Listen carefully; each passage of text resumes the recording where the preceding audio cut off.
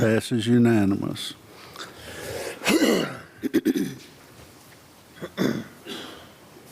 Okay, 5.3 is rezone Z25-0108, rezone 4.85 acres from A1 to R1 to create 4 buildable lots. The applicant is Alicia Zinner. Owners are Nathan and Alicia Zinner. Property is located at 1730 Lee Peters Road. This is in District 1. And I'll bring this up so you can see what they're looking at. Also, there was no opposition to this one, and the Planning Commission recommended approval as submitted. Okay, I'll open a public hearing on this application. Is the applicant here? Would like to come forward, please?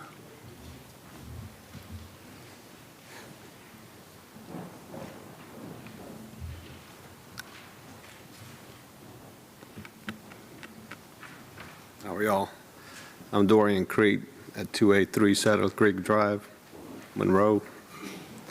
As she said, we're trying to accomplish to get 4 lots out of this 4.8 acres, one out of which Lot 2 is going to hold the existing house that's there, and the other 3 is going to have hopefully 3 new houses on it. But Lot 2, the house that's already there, it will remain on that 1.4 acres that's already showing. Okay. Any questions from the board at this point? Thank you, sir. Thank you. Is there anyone else here in favor of this would like to speak? Is there anyone here in opposition to this like to speak? Seeing no one, I'll close the public hearing and ask the board to make a motion. I recommend that the board approve. Second. All right, we have a motion to approve. Second, any further discussion? All those in favor say aye. Aye. Aye. Oppose? Passes unanimous. Okay, the next application, 5.4, this is Z250109, a rezone for 2.58 acres from R1 to A for beekeeping and selling bees and honey. Applicant is Billy Farmer, owner is Janice Farmer. Property is located at 4878 Jersey Walnut Grove Road and Old Highway 81. This is in District 3. There was no opposition. The Planning Commission recommended approval as submitted. And as always, when you rezone to A, we like to have it for the reason stated instead of just an open A zoning. Okay. I will open a public hearing on this application. Is the applicant here and would like to come forward? Everyone loves bees.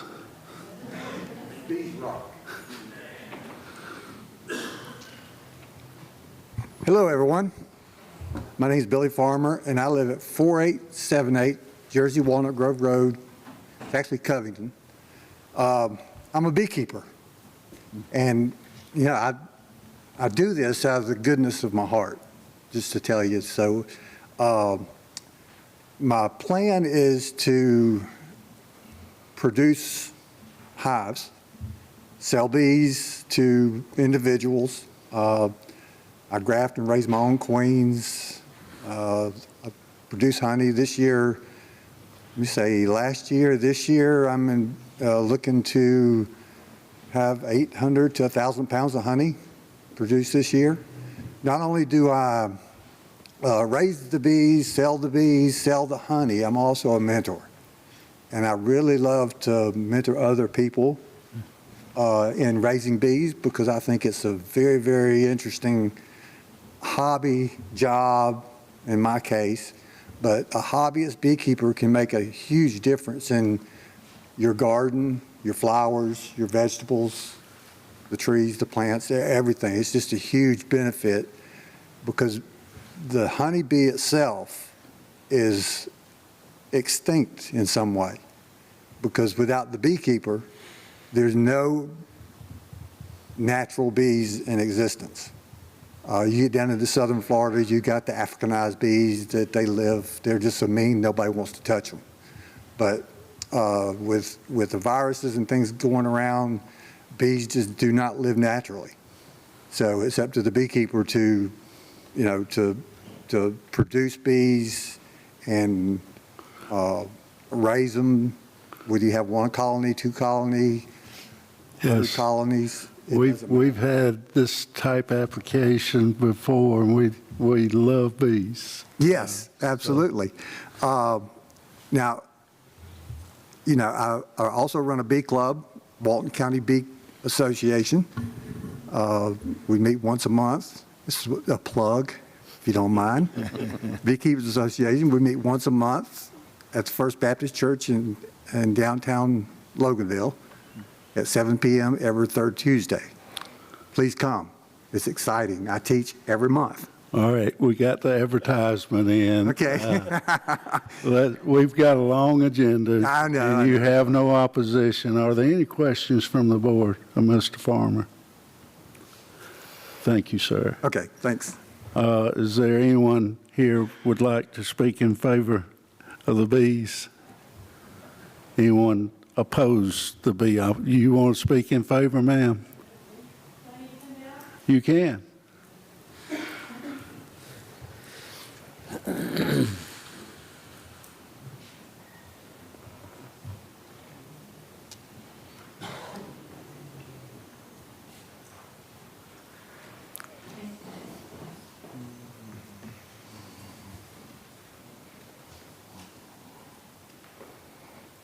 My name is Michelle Alderman. I'm a neighbor of Billy's. We also raise bees. They are a delicate creature, and they do take a great deal of care. And we are very enthusiastic about Billy doing this and helping educate the community on the importance of bees and their necessity to everything that's living. And that's all I want to say. We're very enthusiastic. We hope right. we'll have good approval. Thank you very much. Thank you. Anyone else in favor like to make a statement? Is there anyone here opposed to this application? Seeing none, I'll close the public hearing and ask the board to make a recommendation. I make a motion to approve. Second. We got a motion to approve, second. Any further discussion? All in favor, say aye. Aye. Oppose? Passes unanimous. At this time, with the next one that's coming up, I'm going to recuse myself and leave the meeting and turn the meeting over to our Vice Chairman, Tim Shelnut.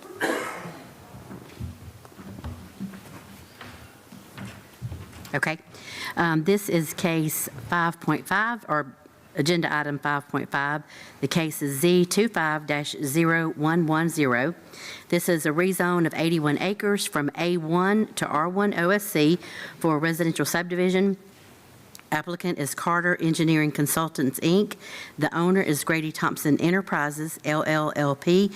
Properties located on Nicholsville Road. This is in District 5. There was some opposition at the Planning Commission meeting. Most of their concerns were traffic and safety. The Planning Commission recommended approval with some conditions that are fairly lengthy, so just bear with me. Number one, prior to approval of the final plat, the developer shall at his own expense address and resolve any issues of fence encroachments with adjoining property owners. Number two, a statement shall be placed on the final plat and each individual purchase agreement to notify future homeowners of adjacent residential/agricultural properties that could exhibit noises and smells that are typical of a rural agricultural area. As per the Georgia Realtors disclosure statement as follows. It is the policy of this state and this community to conserve, protect, and encourage the development and improvement of farm and forest land for the production of food, fiber, and other products, and also for its natural and environmental value. This notice is to inform prospective property owners or other persons or entities leasing or acquiring an interest in real property, that property in which they are about to acquire an interest lies within, partially within, or adjacent to an area zoned, used, or identified for farm and forest activities, and that farm and forest activities occur in the area. Such farm and forest activities may include intensive operations that cause discomfort and inconveniences that involve, but are not limited to, noises, odors, fumes, dust, smoke, insects, operations of machinery during any 24-hour period, storage and disposal of manure, and the application by spraying or otherwise of chemical fertilizers, soil amendments, herbicides, and pesticides. One or more of these inconveniences may occur as a result of a farm or forest activity which are in conformance with existing law and regulations and accepted customs and standards. Number 3, a decorative fence with a blend of trees and shrubs in front of the fence shall be installed along the right-of-way. Provided the trees on the westerly frontage are not removed, only a fence would be required in that area and no additional trees. Install an entrance sign for the neighborhood. And that was the Planning Commission's recommendation. I'd like to open this up for the applicant to come forward.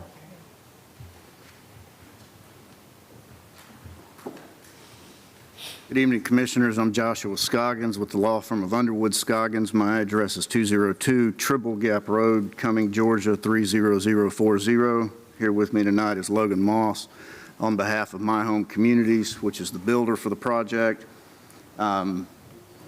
Basically, we are asking for a rezoning of that agricultural tract to R1 OSC for 62 residential lots at a density, I believe, of 0.77 units an acre. Our minimum lot size will be 0.6 units per acre. I'm sorry, 0.6 acres. This conservation layout will allow us to protect streams. Yeah, if you don't mind pulling that up, that'll help. Did I delete it? Oh, heck, I deleted That's all right. it. Sorry. The goal here is to condense the lots into a smaller area so that we can preserve more open space. Yeah,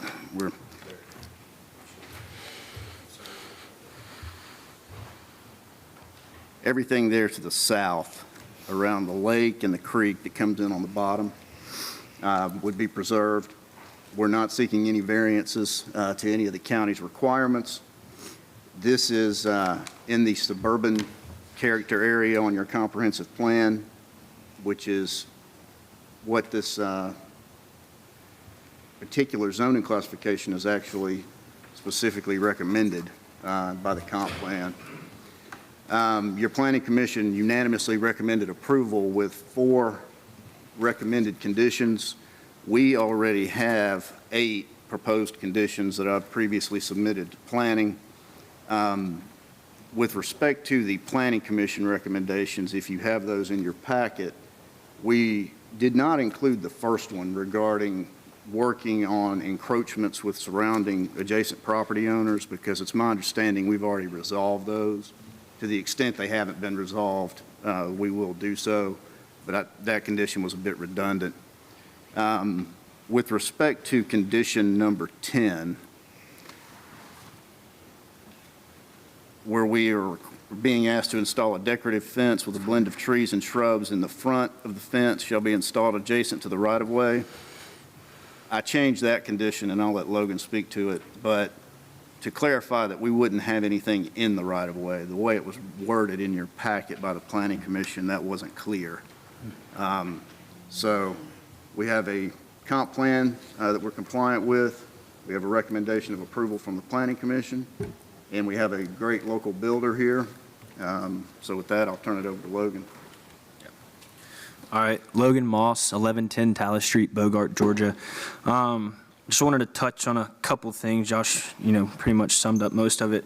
In regards to the conditions in the last meeting, as far as the final plat goes and the statement about the agriculture and all that goes on around it, that is totally fine, and we are understanding to that. Every house that we've sold in Walton County, which has been a decent bit, no one really expects anything else. They're moving to Walton County for a reason, so we are fine with that.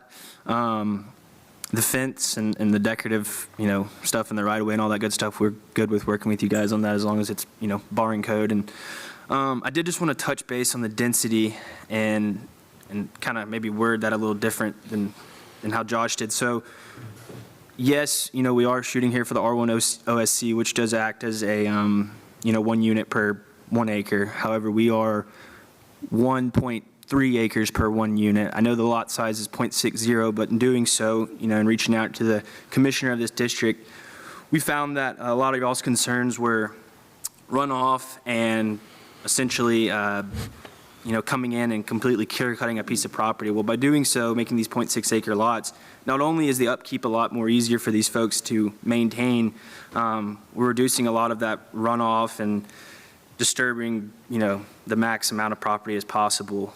And as the touch base on the fence, yes, we did actually shrink our property lines, giving both adjacent property owners a little bit more acreage just to alleviate any encroachment issues that may come up in the future. So we are still getting all that handled, but that is moving forward. So that is it.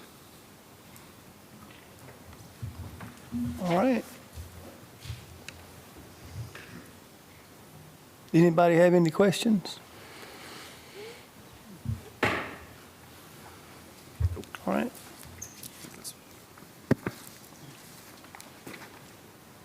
Does anyone want to speak for this?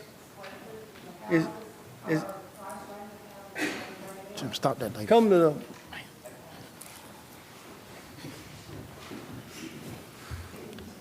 We're on the people speaking in favor of it. favor, right?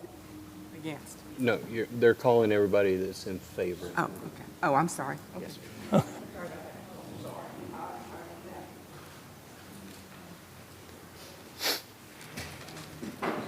Commissioners, thank you all for having us. I'm Billy Mitchell, 869 John Deere Road in Monroe. I'm representing GTE, Grady Thompson Enterprises, in the transaction.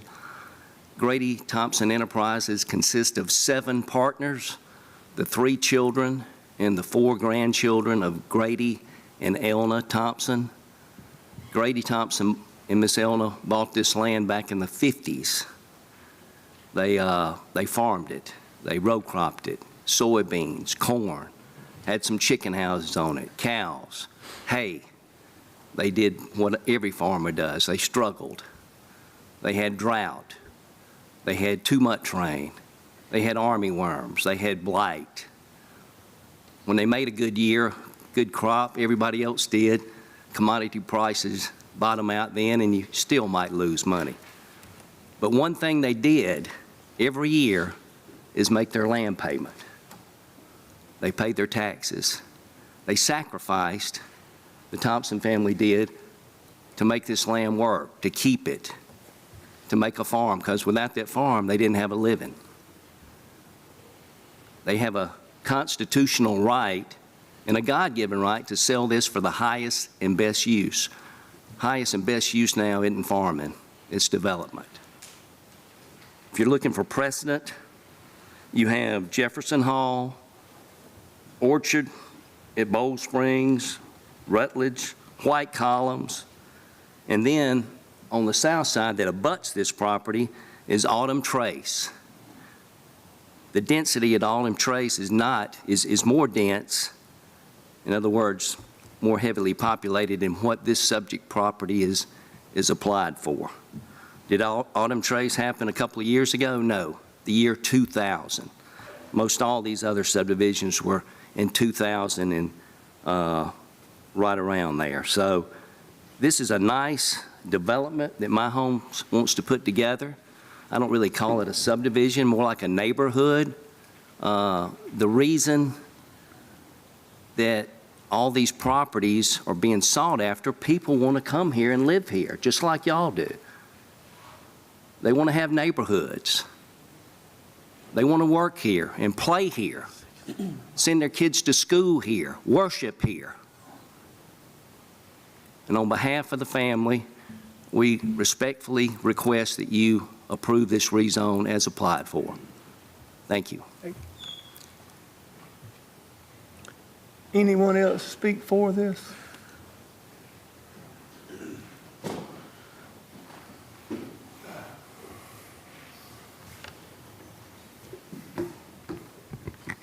Y'all got a hard job. My name's Josh Parker. I'm a local realtor. I'm also a business owner, lifelong resident of Walton County, and I live on Nicholsville Road. That was well said, Mr. Mitchell. I am pro-growth for the simple reason that, hey, if the shoe was on the other foot, I'd want to get the highest and best use and get the most money as possible. I'm pro real estate rights.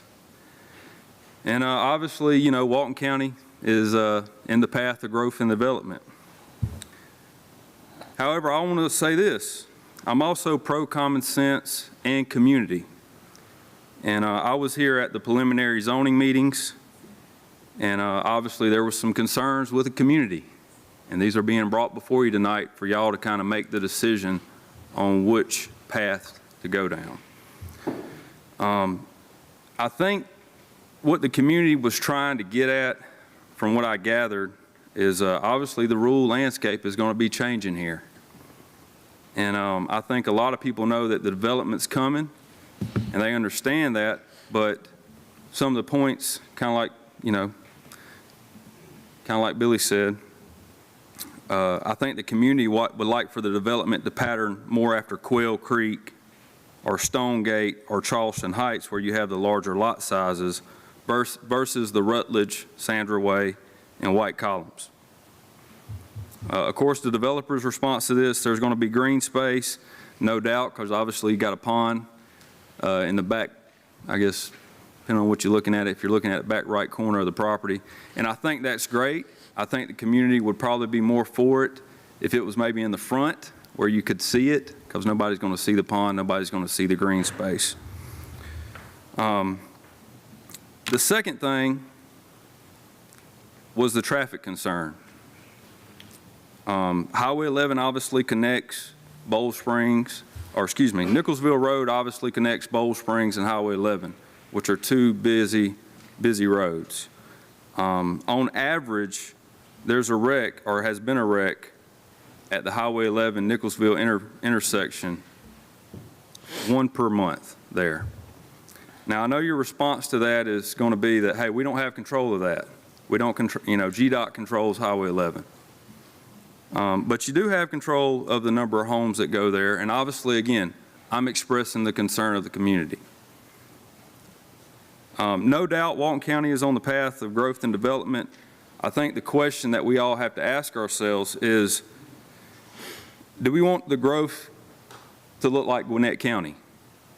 Did Gwinnett County get growth right? I'd say no. Or DeKalb County. Did DeKalb County, did they get growth right? I don't think they got it right. And I think that's the big concern of the community is you know, trying to get the growth right. Should Walton County, you know, the question is that we need to ask ourselves is, should Walton County pattern its growth the same way? Loganville is already a mess, y'all. And to my knowledge, I think there's a moratorium on building in Loganville right now. Don't quote me on that. But I've been reading, been educating myself, and I think part of the solution is in this book. And that's why I wanted to come here tonight. And if you want a copy of this book, any of you commissioners, it's called Suburban Nation, The Rise of Sprawl and the Decline of the American Dream. And I'm going to read an excerpt from it real quick. Because this is the problem you're dealing with. Y'all deal with this every month. There's a development, like Billy said, the growth's coming, development's coming, people are selling out. Hey, they have every right to get I want them to get the most money they can for their home or for their property. But obviously there's an anti-growth sentiment in the community, and I think the solution can be found in this book. But suburban sprawl, now the standard North American pattern of growth, ignores historical precedent in human experience. It is an invention conceived by architects, engineers, planners, and promoted by developers in the great sweeping aside of the old that occurred after the Second World War. To the architects here and developers and planners, I'll be happy to give you a copy as well. Unlike the traditional neighborhood model, which evolved organically as a response to human needs, suburban sprawl is an idealized, artificial system. It is not without a certain beauty. It is rational, consistent, and comprehensive. Its performance is largely predictable. It is an outgrowth of modern problem solving, a system for living. Unfortunately, this system is already showing itself to be unsustainable. Unlike the traditional neighborhood, sprawl is not healthy growth. It is essentially self-destructive.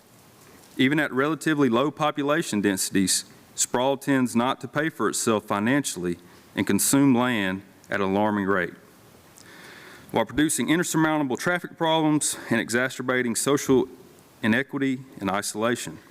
These particular outcomes were not predicted. Neither was the toll that sprawl exacts from America's cities and towns. As the ring of suburbia grows around most of our cities, so grows the void at the center. Even while the struggle to revitalize deteriorated downtown neighborhoods and businesses. Anyway, you get the point here. I want to flip over to this next page, though, and this is something that y'all are dealing with now, and this is kind of the irony. The high ratio of public and private expenditure that suburbia causes, new growth fails to pay for itself at acceptable taxation levels. And so obviously that's something y'all are dealing with. So I think this book has a lot of answers to what Walton County's facing, and I'd encourage you to read it. But I just want to brainstorm here. So what does smart growth look like? The Pine View neighborhood, which is on Carl Davis, which was built by the same developer, I think he did a great job. He did a great job with that development. Beautiful development. However, kind of tying back to this book and define what growth needs to look like, the Pine View neighborhood is less than a quarter mile to Walker Park Elementary School. And I don't know how many kids live in that neighborhood that go to that school, or teachers that live in that neighborhood that work there, or whatever. But see, when they did that development, they didn't create any walkability to Walker Park. You still got to get in your car and drive down the road to go to Walker Park because there's no sidewalks. And, you know, let's talk about walking. Did you know that walking a quarter mile a day, while a small amount, can still offer some health benefits like improved mood, increased energy levels, and a slight boost in cardiovascular health? We all know that everybody's dealing with mental health issues and things like that. Hey, walking a quarter mile a day might improve their mood. So you have to kind of think, we have to start thinking like this. Again, the irony in all this, I guess, is the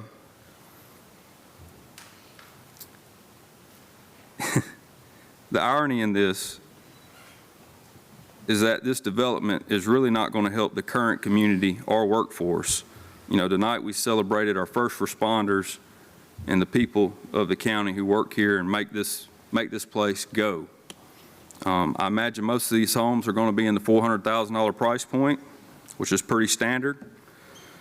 In order to afford a home at that price point, the household income needs to be over $100,000.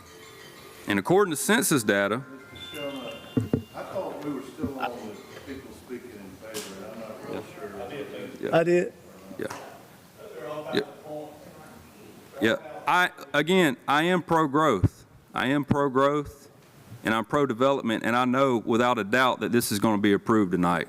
What I'm trying to do is get y'all to think, get everybody to think here, because this is going through. Whether the people are here that don't like it or not, it's going to get approved. And I'm for it getting approved because, hey, I know the Thompson family. I support y'all. I want y'all to get the most money that y'all can for this land. Don't get me wrong. I'm for this development. And I know without a doubt it's going to get approved tonight. But I want y'all to think, like I was saying, back to what I was saying. Wrap it up, please, so we can move on. Yeah, this, in conclusion right here, in closing, the question we need to ask ourselves, before it's too late, how can Walton County create an environment for growth that is meaningful for future residents and also create growth that supports its current residents?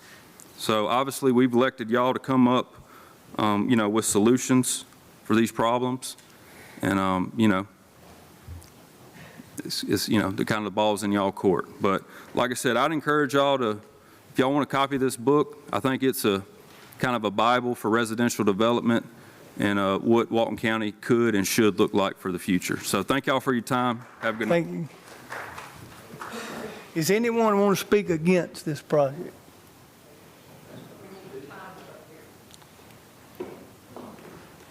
Come to the podium. Please keep in mind that there's lots of these zoning items tonight, so please don't repeat the same items.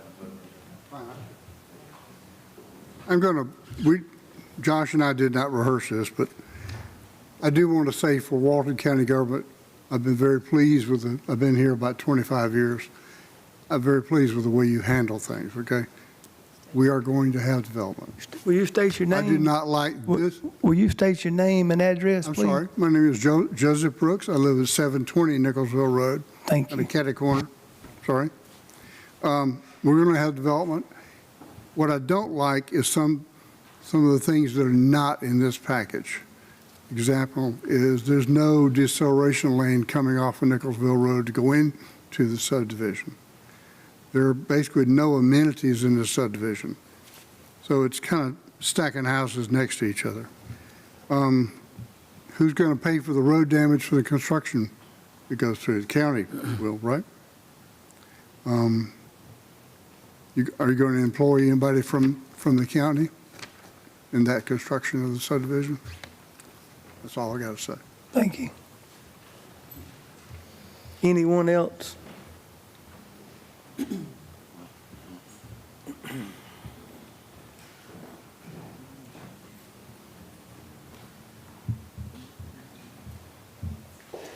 evening. My name is Luke Curtis.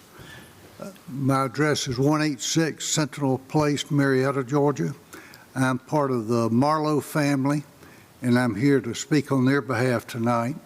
We're not going to express the concerns that you've just heard about the physical nature of the subdivision that's proposed. The only thing that we're concerned with is the potential liability that we may have on our property, which is west of the property in question. And you can see on your screen the Marlowe property, which has been in the family for decades. It has two significant ponds on it. These are spring-fed ponds, and we are concerned that if the property is developed as residential, there will be a risk that we have of liability for the ponds that we have on our property if no protection is provided to us in the way of a fence or some barrier on the property that's under question tonight. If there's not a fence, then we stand the potential liability of kids or maybe even adults wandering over the boundary line, and the property is a pretty piece of property.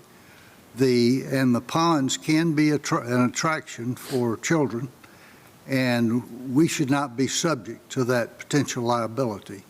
So we are asking that you require, if this rezoning is approved, as a part of the rezoning approval, we ask that you require that a chain link fence be installed by the developer along the property line, or perhaps up to 10 feet within the property line on the applicant's property for the full length of our boundary line from Nicholsville Road to the rear property line of the property in question tonight. A chain link fence of at least 8 feet in height and within a certain number of feet of the boundary line. And this should be done before any building permit, if not a building permit, then at least an occupancy permit is issued for the residential improvements that are being proposed here. So it's a safety question for us, potential liability that we would have unless a barrier or fence is erected, and we're asking that as a condition of the approval, that a fence be installed by the developer from Nicholsville Road for the entire length of the common boundary line to the rear corner of both properties. You can see that the rear line of both properties is a pretty much straight line. So that's what we're asking. Is that a cattle farm? Does he not already have a fence? There's a fence there, but it is in terrible repair. It wouldn't stop anything from crossing that line. And it's been there a long time. It was a cattle farm at one time, but Mr. Marlowe stopped raising cattle there. In the 80s, probably. And it's right now, it's covered with hay or grass for growth, feed. Material. Okay, thank you. Anyone else want to come speak?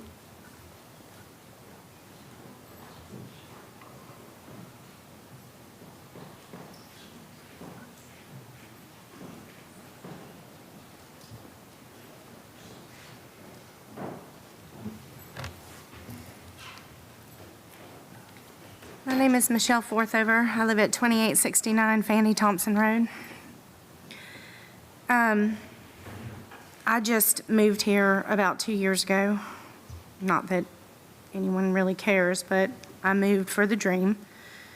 I would really appreciate it if, we could just talk about this realistically. I was at the planning board meeting. And yes, traffic is of a very large concern, especially at State Road 11 and then at Bold Springs. We were told at the planning board meeting that the GDOT did not care about any traffic issues until a certain amount of people passed away. I have other people that were at the planning board meeting who can attest to the fact that that is what we were told at that time, and that there was no need to bother anybody about GDOT doing anything about these traffic issues. So I took it upon myself, and apparently someone else did too, because I'm not the only one who has inquired about these two areas needing some sort of traffic mediation for safety concern. Because I can tell you, when you're at the corner of Nicholsville, when you're at Nicholsville at 11, my husband the other day, trying to get to work on time, had to wait, and he's on call. So we moved here and picked this particular house in this particular side of the district, or in District 5, because it was within 35 minutes of his call response time for his job, okay? He was 10 cars deep on Nicholsville trying to get across 11 with traffic, and this was like mid-morning, because he had to be in mid-morning that particular day. He timed it. It took more than 10 minutes for him to be able to cross over 11, and then he chose to go that way that day, because trying to make a left turn onto 11 from Nicholsville is even worse. It's my understanding that there was a fatality at that intersection in the less future, but I called GDOT and told them about it, and there hasn't even been a shovel put in the ground yet, and we're already 10 cars deep on Nicholsville trying to get out, okay? And Bold Springs, another story. So, same story, different road. That being said, I don't want to harp on traffic per se, because I have some other issues that I'd like to bring up. However, In talking to GDOT, I let them know what was said at the planning board, that they do not care, and that is completely and utterly not true. So if someone of authority or a developer would insist on having at least a traffic survey or data collection or something like that, that they would be open to that, and that they've actually already started looking at both of those. Well, they can't look at Bold Springs, that's on y'all. So I am asking for your assistance with Bold Springs with a traffic study to see if there is anything else we can put there other than a stop sign, because taking a left onto Bold Springs is also, you get several cars deep. And GDOT didn't appreciate the comment that they don't care. That much I can tell you. I was wondering if there were plans for a turning lane to go into the neighborhood. That was not mentioned at the planning board meeting on Nicholsville, because that with 62 units, let's face it, there's going to be at least 120 cars, plus add a teenager and a third car with I don't know how many trips in and out of there every day, all day. And GDOT told me that that would be also up to you, your county rules or ordinances, whatever you had on the books for a maximum amount needing a turning lane.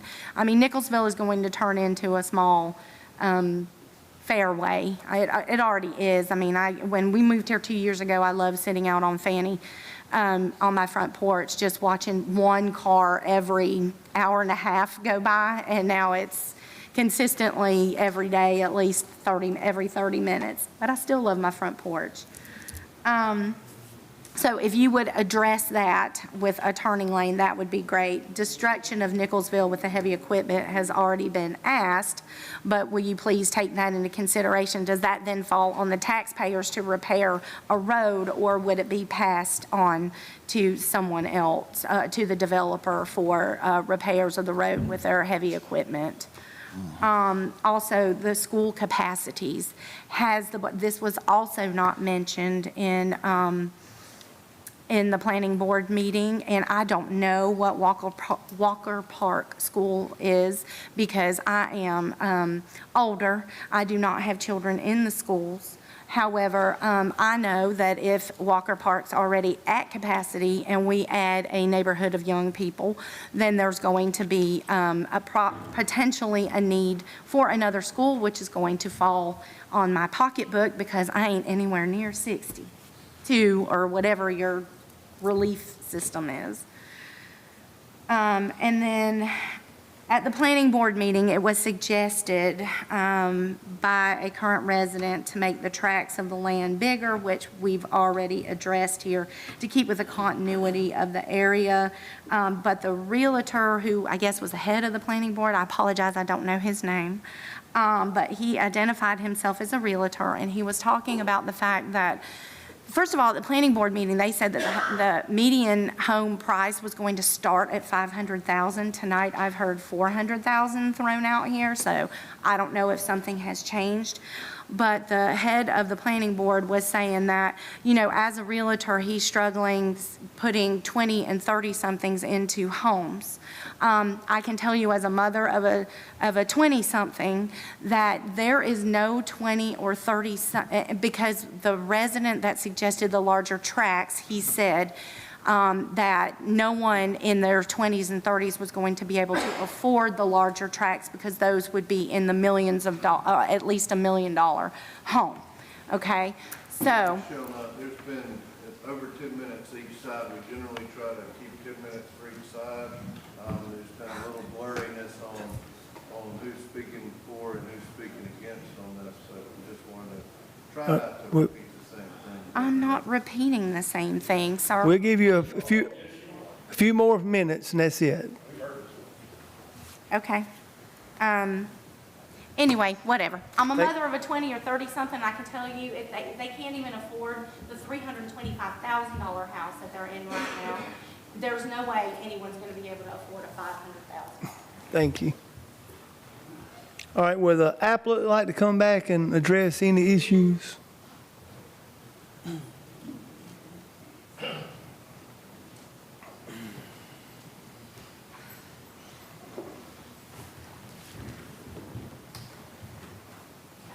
Thank you, Commissioners. First, with respect to the request for an 8-foot tall chain link fence along the entire common boundary line, I think that's a bit excessive. If you're worried about liability, a simple no trespassing sign will do the same thing from a liability perspective. I'm not saying that it necessarily is going to stop people, but I'm saying that if you get sued, you're probably going to be just as protected by that as you would be by an 8-foot tall fence that makes a subdivision look like a prison. The only thing missing out of that request is to wrap razor wire across the top of it.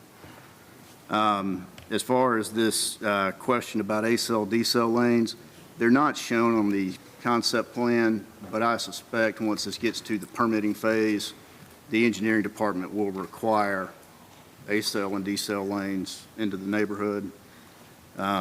With respect to the turn lane into the subdivision, it's not possible to do. We don't have the power of condemnation to go widen the road to accommodate a left turn lane in. So with that, I don't know if you had any other. Yes, I think someone had mentioned the square footage of these houses. The ranches will be around 2,000 and the two-story will be 2,400.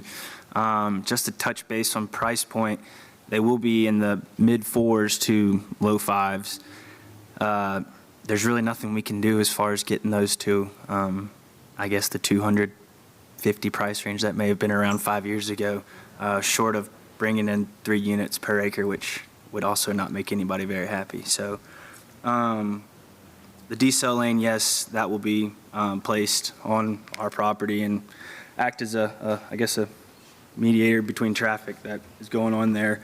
Amenities that will be here, we obviously have the pond, the active space, and there will be trails. So I think someone had mentioned something about walking, so that there will be trails to walk. So stormwater and the issues with that obviously goes through a higher level with the EPD as far as making sure that's all regulated. And we've done many of these developments and have not had any issues yet, and fully intend on complying as we've done so in the past. So I'm confident in that, but I think that's it. Do you guys have any questions?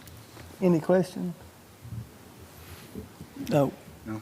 I'd like to close the public hearing and entertain a motion. I appreciate everybody's input tonight. I'm going to make a motion to approve this rezone request with all the conditions set forth by planning and zoning. Also with the addition that these homes will match the development on 138 that we approved, garage and square footage, and that the builder will get with the adjoining landowner to address the buffer, not with a fence, but with screening and what may be necessary to fill in the buffer. And also, Sharna, they'll get with you on, the engineering for the A-cell, D-cell lanes, all that, which is county required. And then also the amenities of the pond and the walking trails. Okay. That's my motion. We have a first, I'll second that. have a second. All in favor, say aye.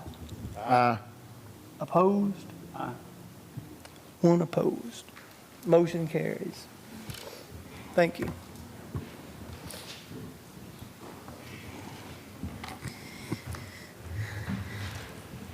Okay, next on the agenda is 5.6. This is an amendment to the, oh yeah, sorry.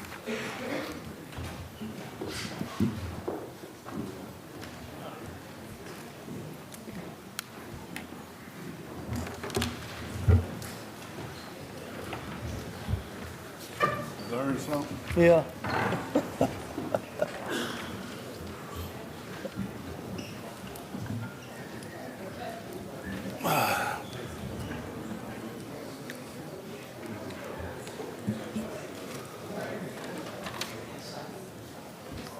Anyone need to go to the restroom, go ahead until crowd leaves.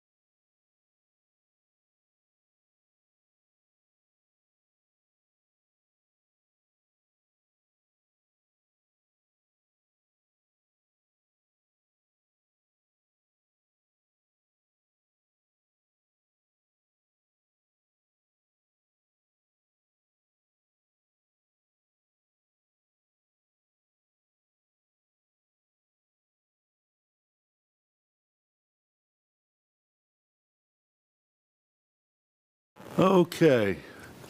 We'll get us back in the meeting and 5.6. All right. This is an amendment to the land development ordinance for the stormwater management.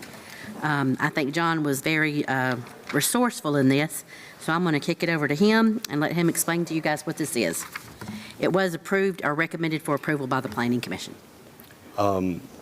The problem that was presented to staff was that we had a series of required detention ponds throughout the county in subdivisions that were not being maintained. When we got to doing the research, we found that the majority of those were in subdivisions where the HOA had become defunct and was no longer in place or active.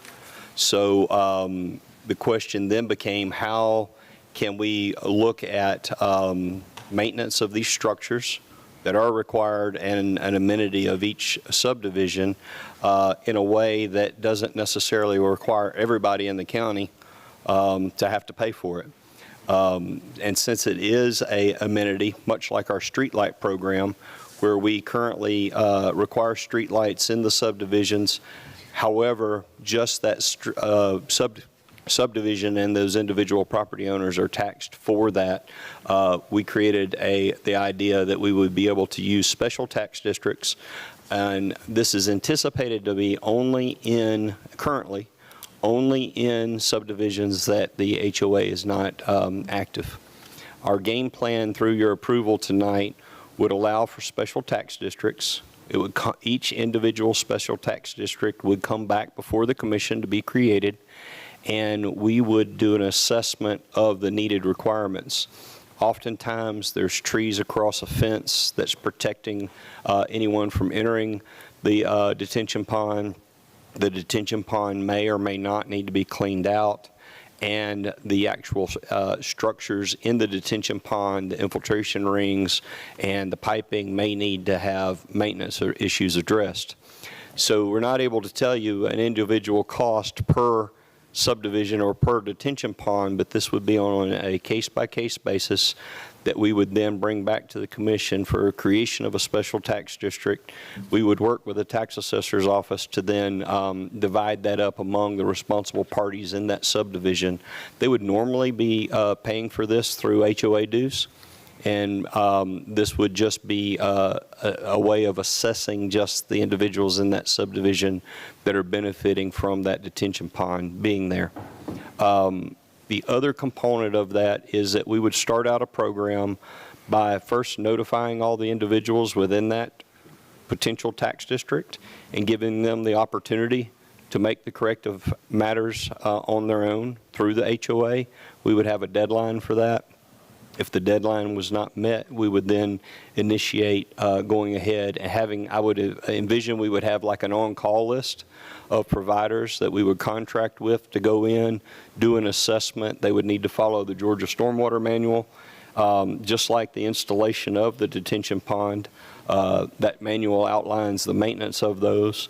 We would require that they be certified in that, and that we would gain pricing from that and then come back and have that pricing divided among the property owners and applied to the tax bill. So this is a approval of a mechanism to allow staff to address those issues, and I think the first one, and this one was the one that kind of brought everything to a head, was Peyton Woods subdivision in Kirkland's district, and I would anticipate that we would start there. And we can ramp this up. Really, it's going to depend upon the funding. We would probably be coming back to you for seed money for the first project. And then as we recoup that money through the tax program of where it would be tied to property taxes, we would move on to additional properties and kind of take it as we go. This is a baby step towards more of a stormwater utility approach, but it also, at this time, greatly limits it only to those individual properties that are affected by the detention pond. Okay, any questions of our county manager, John Ward, on this? Do we hold a public hearing on adopting this? Yes, you would. Okay. And it's the whole ordinance is, and I know y'all may have had a chance to read it, but it's quite quite a process that John kind of outlined to before anyone would actually get affected by it or taxed over it. But yeah, this is to get the ordinance in place. And yeah, you would have a public hearing to get that ordinance in place to start the process. Okay, I'll open a public hearing on this. And you've heard basically what it's for. Is there anyone here who would like to come forward and make a comment? We're going to try to clean up these retention ponds that are overgrown and that the state requires that we maintain, or someone maintain. I'll just add that the two main departments that'll be involved in this will be planning and development and public works. Public works from the stormwater side, and planning and development from their typical notification system for public comment, sending out letters to identify and address property owners and notify them of the impact. And it will be those property owners that are invited to future public hearings before any tax is applied to their property. Okay. Josh, you want to make a comment?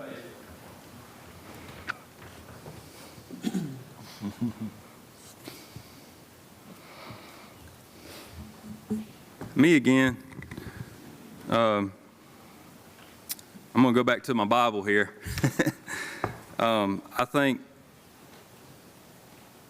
again, I just want to go back and kind of reiterate on this book, because I think the irony is that Walton County is growing. Walton County is in the path of development.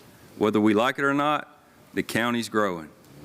The good news is that the majority of the county is still somewhat of a blank canvas. We have a beautiful canvas to work with here. And so I think the irony in this is, can I ask you this question? Where are the majority of these neighborhoods at?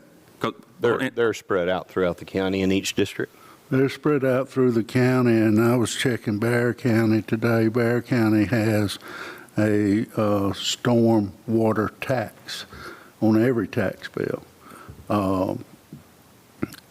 And we get complaints of storm water all the time, jumping our road ditches and stuff when debris clouds up. Well, I think, kind of going back to, again, this book, I think the irony in all this with development, you would think on paper, if you have more people paying taxes, your tax bill would go down. But the irony is that typically the more people that move into the county, the more development you have in the county, the more it goes up. That is not true, Josh, for the Homestead Freeze properties. The Homestead Freeze properties have not had a county increase. I know the school tax is going up, but you're talking about Walton County right now. Well, I just think that's the irony in it, and I just wanted to point that out. And again, I want to encourage y'all to read this book, because I think it's a really good book that would help y'all make good decisions moving forward for the county. We have some good advice. Thank you. Anyone else like to make a comment? All right, I close the public hearing and ask the board to make a recommendation. I'll make a motion to approve. Got a motion to approve? Second. Got a second? All those in favor say aye. Aye. Opposed? Passes unanimous. All right, your administrative consent agenda. You got your minutes of April 1st and the 2 work sessions on the budget minutes. You got your contracts and budgeted purchases. Any Motion to approve. All right, I was giving everybody a chance. Just want to point out the 2 change orders for Walnut Grove Park are for $0. That is true. All right, we got a motion to approve the administrative consent agenda. I'll second that. Got a second. All in favor say aye. Aye. Opposed? Passes unanimously. All right, finance.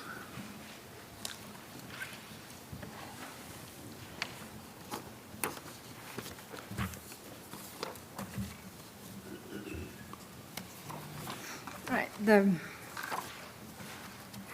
sheriff has come to ask to amend the FY25 budget to add 25 new detention officers for the new jail for this current FY25 budget. The loaded labor rates for salaries, which includes benefits for them, is a little over $2 million. And then the uniforms and vests to equip them with is $58,200. And then the small equipment that they'll also need is $17,862.50 for a total to amend the budget is $2,089,238.50. And that will be amending the present budget. Yes, to amend the present FY25 current budget. And it's my understanding the 25 that we approved in January, he's down to 4 and he needs to keep hiring. Yes. Is the reason this request is coming in. Any questions from the board? So is that 25 subtracted from the Total number. number that we've been looking at? That's correct. It took 25 out of the 26 next year's budget. And then there were 25 postponed. So yeah, in the total, just to make sure everybody's clear, 25 are granted to start hiring in January. This would allow another 25 to start be hiring currently, because if we wait on the FY26 budget, you would have a 2 to 3 month window of no hiring, which would delay the jail opening. So moving forward for 26, there's a total of 50. They still need another 25. The 25, if they're hired in this year, we'll take that from the general fund. But once we go into next year's budget, it'll be part of the general budget. Correct. Any other questions? Entertain a motion on this request. Motion to approve. Got a motion to approve. Second. We got a second. Any further discussion? All in favor, say aye. Aye. Oppose? Abstain. Gentlemen, you took an oath of office to look after this county. There's an ethics policy, once this board votes to do a project, that you support it.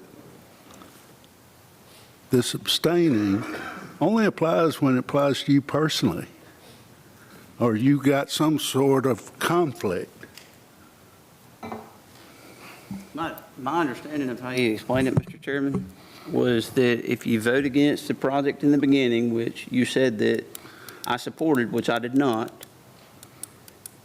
then going forward, things pertaining to that project that we're supposed to abstain going forward instead of continuing to vote against it.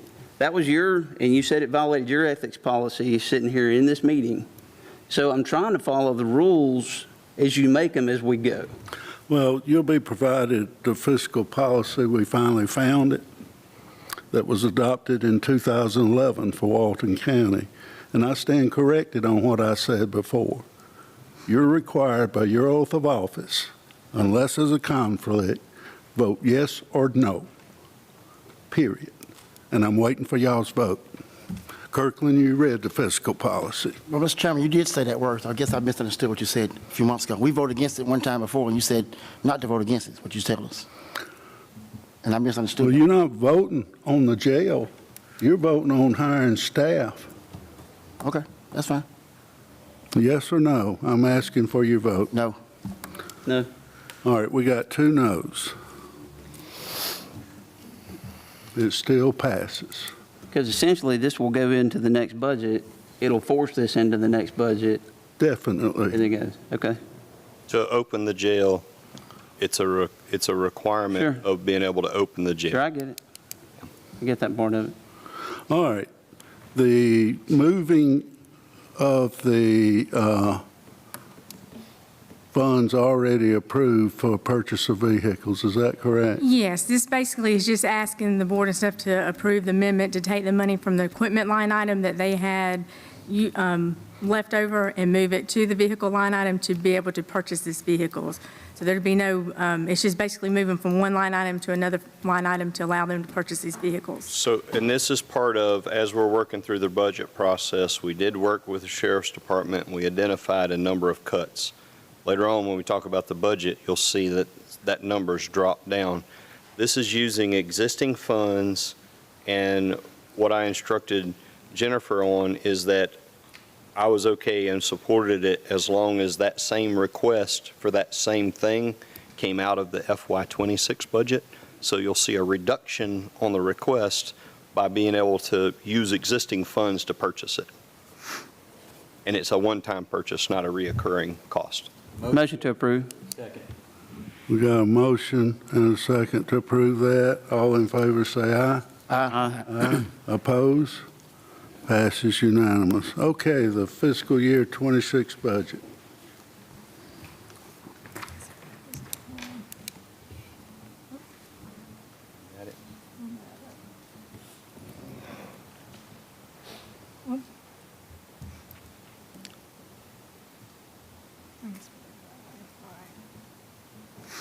As y'all can see, the adopted FY25 budget was at $83,234,500, and the current FY25 budget at the moment is at $86,741,347.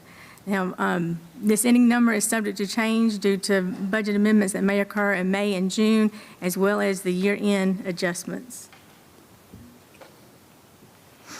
The pay raises over the years, in July 21, there was a 3.75 raise that equaled $1,271,045.87 during the time it went into effect. And then in November of 21, there was a Condrey study done that resulted in a raise of a little over $2,336,442.80. Then in December of 22, there was a 6% pay table increase that equaled $2,848,727.32.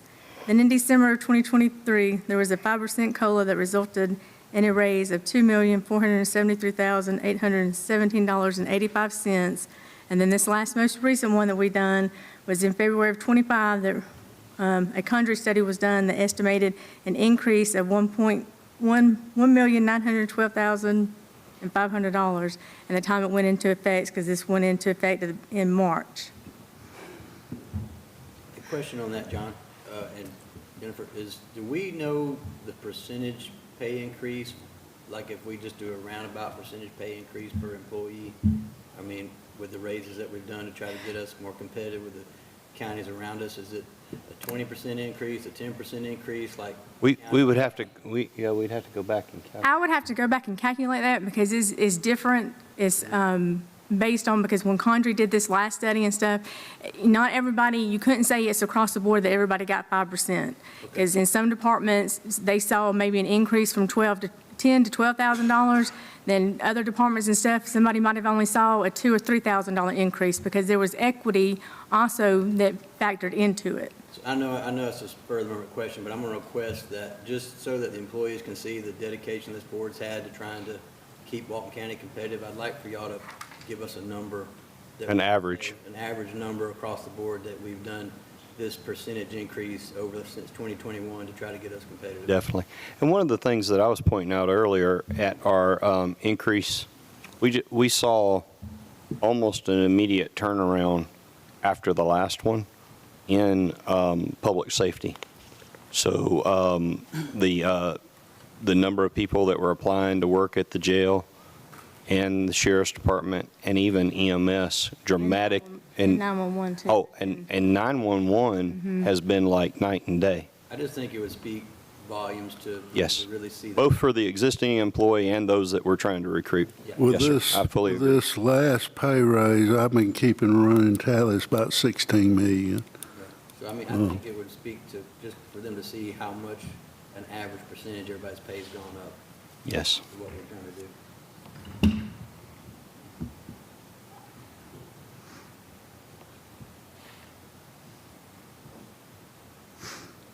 The FY26 budget beginning to end. The original FY26 budget expenses were a little over $105 million. And the revenue is currently at $91,614,722. After budget cuts were completed, the current expenses for FY '26 are $100,974,984. To balance the budget, we could need a millage rate increase a little over 1.86, and I'll just leave it rounded there. The increase would produce an estimated amount of $9,360,262, which could cover our shortfall for FY '26. And of course, the increase would show up on the revenue side under the tax commissioner's real property current year, which current budgeted amount is the $50,285,022. What's really hindering us here is that about half the properties in Walton County are on a set homestead exemption. Meaning your value's a lot. Yes.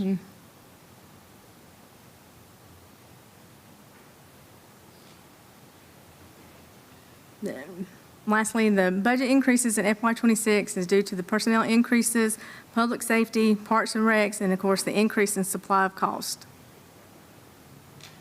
That's it.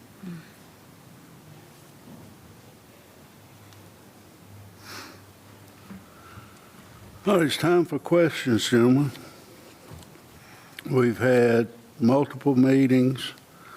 We have moved some capital expenditures past this budget. Expect some amendments to be so it can come out of the general fund. The finance policy does not allow ongoing expenses to come from the general fund. They have to come from the revenue of the year the expenses are incurred. We were going to use $5.1 million of general fund to pay for the pay raises that were initiated in February of this year. That's against our fiscal policy. We can't do that. So it's a tough year. We got a huge facility to occupy. We got an old facility to shut down. It's very serious. These comments that our taxes keep going up, up, up. I run our commissioners and myself on our property taxes, and we have gone up. We have gone up an average. Tim Shelnut, last 6 years, your property taxes have gone up $51.97. Patrick Graham, if you're watching, last 6 years, your taxes have gone up $35.53, county taxes. Jeremy Adams, your taxes gone up $51.14 over 6 years. Kirkland Dixon, he's got the cheapest, $27.86 over 6 years, only increase he's seen. Lee Bradford, $35.16. Is that just on the county side, or is that? That's what we're concerned with. We're not concerned with school. That's the county tax gone up. Myself, it's only gone up $17.91 over 6 years, county tax. Now, yes, this budget will require a mill rate increase. Hopefully, the growth that you criticize will keep up. It's paid for all these pay raises without a tax increase. And in 2 years, we can look at lowering it back down, but we need to staff this facility. It was voted on in 2006 by the voters, and this board, other than Pete and I, procrastinated till I come in office to build this thing. Now, we got it built, a judge would have ordered it built, and I'm telling you, we need to staff it.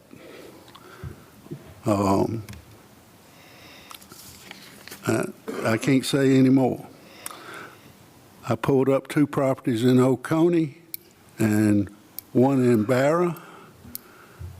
Property $208,000, they raised it to $357,000. The last 6 years, they've had a $316 tax increase. Oconee, $371,000, they raised the value to $564,000, $285 increase.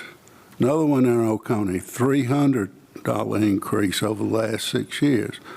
The Walton County homeowners have one of the greatest deals, and we're only one of 18 counties. But when large expenses come in, it makes it hard to budget. It's unfortunately a problem that we have to deal with when we finance. If the budget's not approved, we'll let the ones vote against it, give you 30 days, you come up with a budget to satisfy the needs of the citizens of Walton County. I make a motion to approve the budget. Second. We have a motion and a second. All those in favor say aye. Aye. Oppose? Aye. No. We got 3. Bo? Who's voting no? I'm a no. No, And Kirkland. that passes. The budget's passed, 4-3. All right. MSI benefits. John, you want to tell the good words of Melissa? Yeah, after that, let me share some good news. Just wanted to share with you for 2 consecutive years, and I reported this last year, that the first time in 25 years of doing this, I've never seen health care coverage for employees go down. But I'm really happy to share with you that this year, you're seeing it go down yet again. What we've got is we have worked with our team at MSI Benefits through our staff in HR.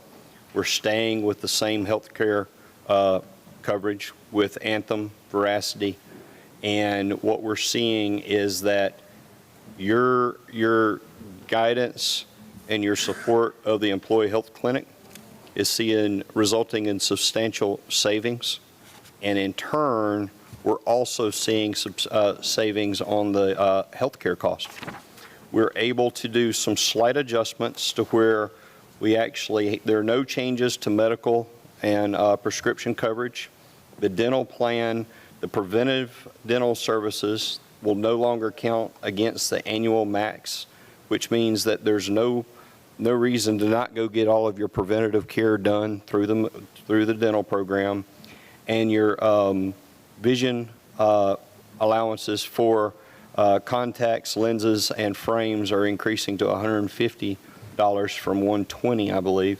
And what that results is an overall net decrease in the healthcare plan of 0.03%. It's not a large increase, but most people are in the double digits of increasing as opposed to dropping that down. So the total annual spend for the entire staff, and this is again, Commissioner Adams, something I think we need to highlight, by providing medical, dental, and vision as a benefit to a cost this upcoming year will be $12,758,661. It's a large number, but it is a number that is decreasing from year end.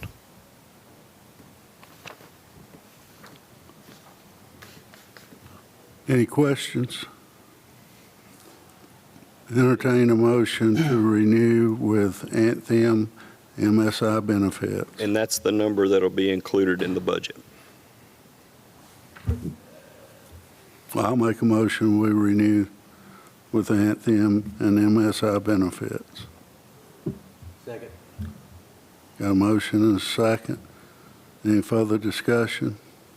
It keeps everything the same as we have it right now. Yes. All in favor say aye. Aye. Oppose? Passes unanimous. Maintenance on the new Walton County Public Safety Complex. This was bid out.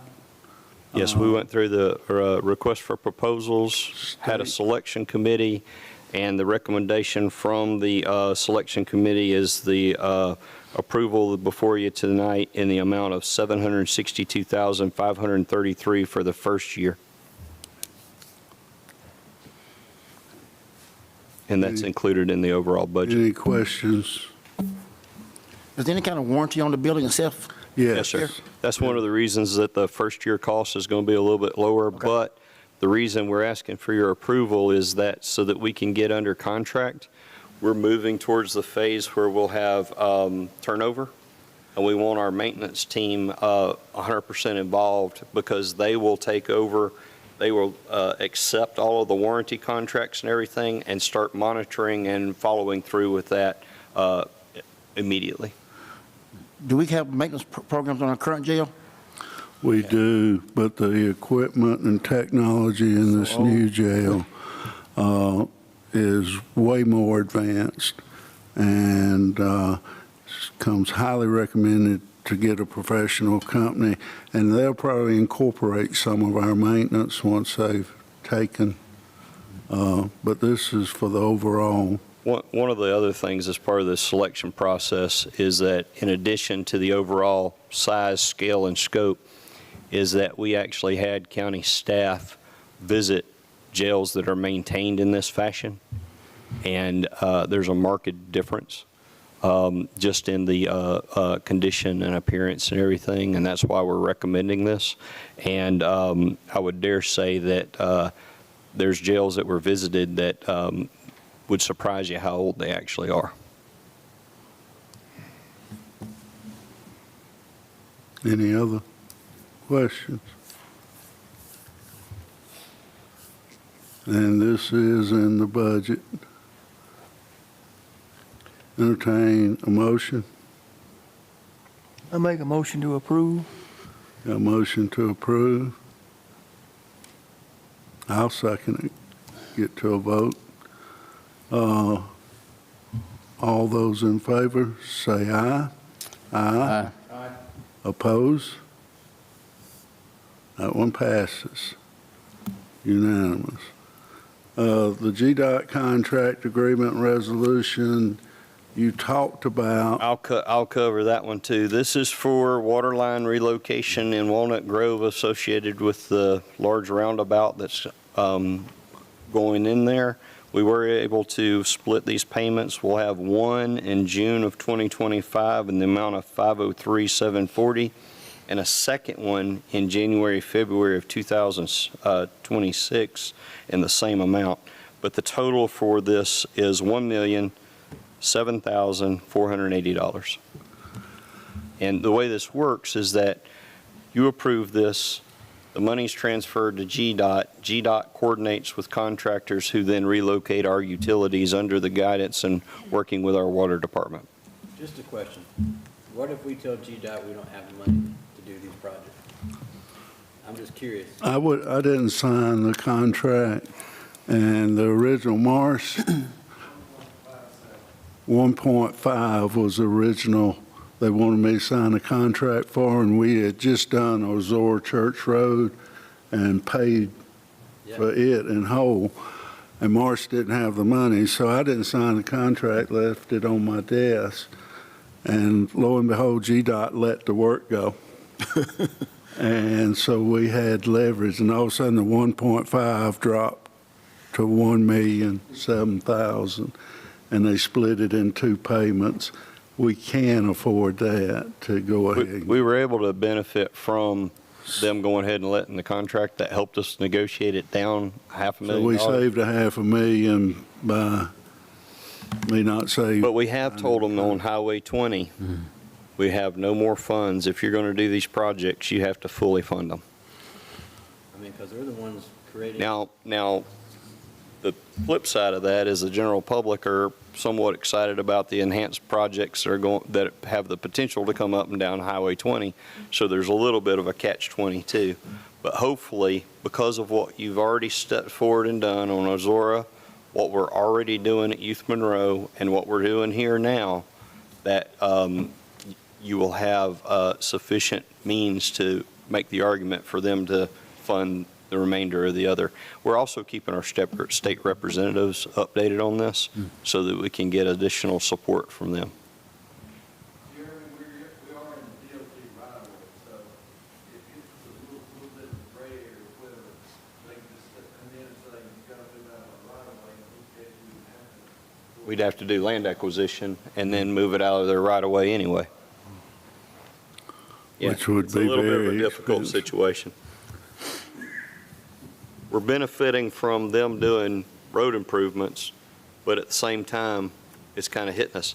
Now, I will say this, if there's support from T-Splost, money coming from T-Splost could be used for this and and it wouldn't have to go back and hit the water department building. But we don't have it, so.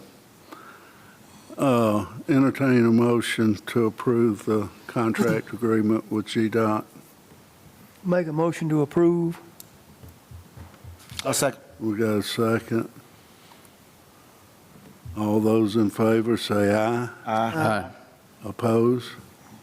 Passes unanimous. While we're talking about GDOT, I'll make sure to work with planning staff, and we will make sure that to address comments that were being made at the Planning Commission that are incorrect, because that's not going to help us in our working with GDOT or on any of these projects. Okay, we've got a Northeast Georgia Regional 2 EMS Advisory Council, and it's recommended that we reappoint Dr. Stephen Dorsch. Dorsch, how you pronounce it? DeRocher. DeRocher, thank you. So move. I'll second. We got a motion second. All those in favor, say aye. Aye. Opposed? Passes unanimous. Who do we have signed up to speak?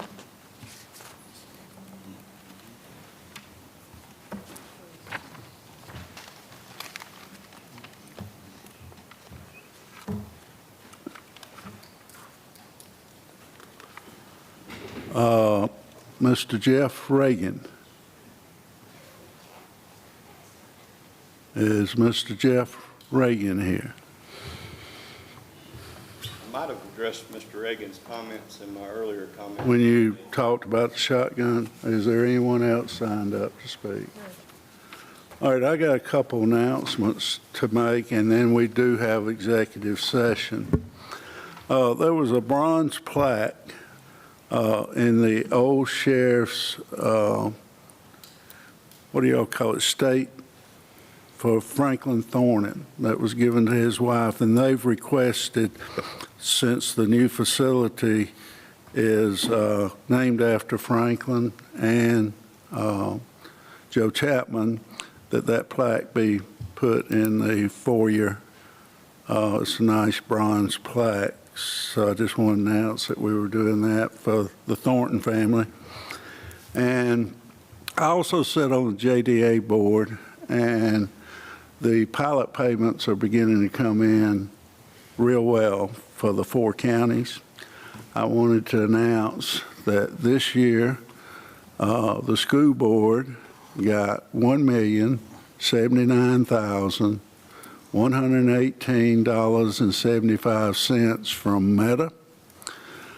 The school board got $102,516.28 from Rivian, for a total of $1,181,000 and some change. The county got $795,881.25 from Meta, and $75,608.72 from Rivian, total of $871,489. The grand total this year for Walton County was, and not counting Social Circle got a small check, but for Walton County and Walton County schools is $2,053,125. And it will increase annually from this point forward. So I think that's pretty good investment. We've gotten back every dollar that we've invested and beginning to reap the benefits of that. Entertain a motion to go into executive session. So moved. To discuss what? Land acquisition and Land acquisitions and legal development I'll second. authority. Got a motion I'll second. and a second.